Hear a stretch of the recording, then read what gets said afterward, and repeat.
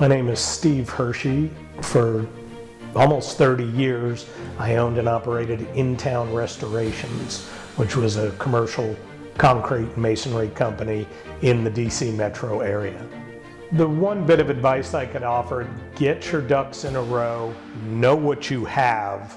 The more prepared you are to present history, financials, etc. to Harvest or to Greg, just makes the process that much easier. And make sure that whoever you're working with does truly vet your potential buyers, because there are a million tire kickers out there. But that's something that Harvest did a really good job of. The couple of different folks they brought to me were all truly qualified to purchase this type of business.